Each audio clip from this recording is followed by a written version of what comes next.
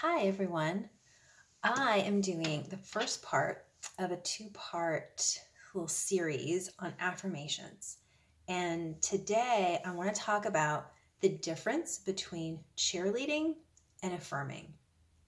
So when we cheerlead someone, when we say, you can do it, you got this, go team go, we are focusing on something that the individual is going to do, right? We believe in you, you can do this. So there's nothing wrong with cheerleading. It's positive, you're excited, you're trying to encourage a client.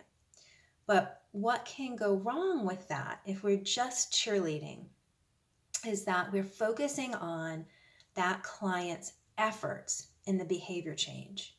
So what happens if they don't succeed? They can have a sense of failure. They can feel maybe embarrassed or a little anxious to follow up with you because it doesn't feel good to have to, talk to you about the things that didn't go well. And there was a nurse that I was training a while back who had one of these aha moments. And in the training, all of a sudden she's like, oh, that's what went wrong. That's what it was. And she had this client that she was really cheerleading, really strong, like, you can do it, you got this, I believe in you.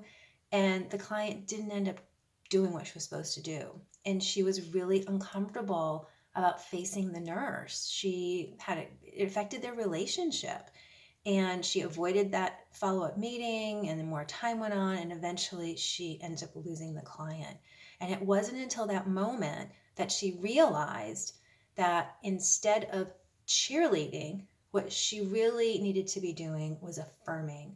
And when we affirm, we are focusing on a client's behavior that they've already accomplished, something they've already done.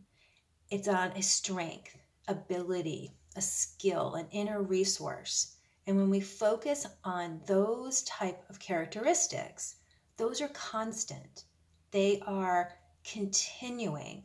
Someone can have failure. They can not be successful with their goals and still be resilient, still be kind, still be insightful, still be organized. Whatever it is that you identify as that strength or that skill, that's constant in their life, no matter what that outcome is. And so when we focus on that, it can help that individual see that they still have all the right ingredients for success. It just didn't work that time. And we can all relate to efforts in our lives that didn't work out, or we have those failures and stops and starts. So I hope this distinction is helpful for you, and I encourage you to think more deeply about times when you can maybe shift from cheerleading to affirming and see how that is helpful with you and your client. So thank you so much for listening and spending time with me again.